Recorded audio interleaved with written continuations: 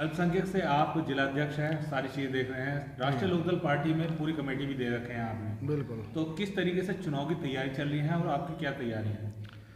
देखिए, हमारी सबसे पहले हमने अपनी पूरी कमेटी तैयार की और गांव-गांव गए, जनसंपर्क किया, लोगों को अवगत कराया स्थिति से कि आज जो भव्य स्थिति चल रही है, जो आज हमारा किसान मजदूर तबके का आदमी परेशान है, उस स्थिति को अगर बदलना है तो राष्ट्रीय लोकदल में आना पड़ेगा। राष्ट्रीय लोकदल के कंधे मजबूत करने पड़ेंगे और राष्ट्रीय लोकदल जिस कैंडिडेट को बना के भेजेगी उसको जिताने का काम करेंगे, और जिताना ही नहीं, उसको कैबिनेट मंत्री ऊपर तक पहुंचाएंगे। और हम अपने माननीय चौधरी जयंत चौधरी जी को डिप्टी सीएम देखना चाहते हैं।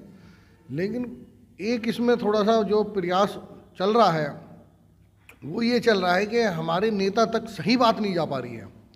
लोग अपनी अपनी धाएँ धाएँ जाके बोल रहे हैं, लेकिन समझ ये नहीं आ रहा है कि जो लोग गांव देहात में जाके मेहनत कर रहे हैं, युद्ध स्तर पे कार्रवाई चल रही है, उन लोगों की बात हमारे जो नेता बैठे हैं राष्ट्रीय अध्यक्ष जी वहाँ तक नहीं पहुँच पा रही है, जिसके कारण जो मेहनत कर रहा है उसे डिफीट खानी पड़ रही है।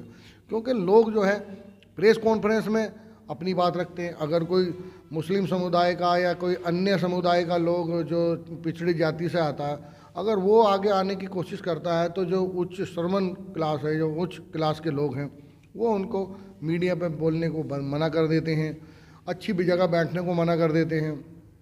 जो स्टेज का मामला आता है वहाँ पर बहुत समझ के जब सीट ही खाली हुई तो अल्पसंख्यक के लोगों को आगे बुलाया जाता।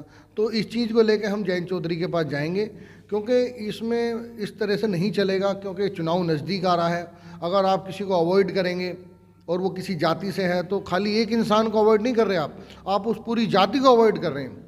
तो मेरे ख्याल से हमारी इदरीसी बिरादरी है, हमारी कम से कम 1.5 लाख वोट लोनी विधानसभा में है और मोदी नगर विधानसभा में भी काफ़ी 30,000 के समथिंग हैं। जो मुस्लिम समाज में इदरीसी बिरादरी है, मैं उसकी बात कर रहा हूँ। और क्या नाम है तुम्हारा, मुरादनगर विधानसभा में भी काफ़ी बढ़ चढ़ के है, लेकिन इग्नोर ज़्यादा किया जा रहा है। समझ में ये नहीं आ रहा कि आप क्या चाह रहे हैं। आप इसको जाति के हिसाब से लेना चाह रहे हैं या एक आदमी के स्तर को देखना चाह रहे हैं कि भाई ये ज़मीन जायदाद वाला, भाई इसको स्टेज पर लाया जाए, या कोई पेट्रोल पंप वाला मालिक है, चलो भाई इसे स्टेज पर लाया जाए। मैं किसी को नहीं बोल रहा हूँ, लेकिन मैं एक बोल रहा हूँ कि हमें जहाँ तक महसूस हो रहा है और हमसे लोग कह रहे हैं, अल्पसंख्यक के लोग, कि इस तरीके से हमारा अगर निरादर होगा तो हम कैसे काम करेंगे।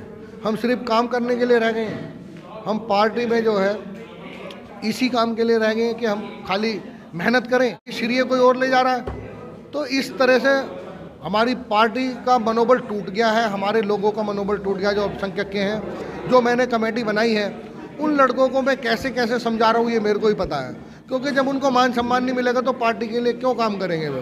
भाई उनको कोई पार्टी कोई उनको मंथली तो दे नहीं रही है ना, पार्टी कोई उनको कोई वाहन व्हीकल सौंप रखा है। वो अपना काम भी छोड़ें, अपना पैसा भी खर्च करें और उसके बाद उनको मान सम्मान न मिले। तो ऐसी कंडीशन में मैं क्या करूं। मैं आप लोगों के मीडिया के माध्यम से ये अपनी बात उच्च स्तर तक पहुंचाना चाहता हूं। तो मैं चाहता हूं कि आप सहयोग करें और इसको आगे तक पहुंचाएं और माइनॉरिटी का खास तौर से ध्यान रखा जाए। इसके लिए मैं आपका आभारी और अपने राष्ट्रीय लोकदल के जो जयंत चौधरी उनका भी आभारी रहूँगा।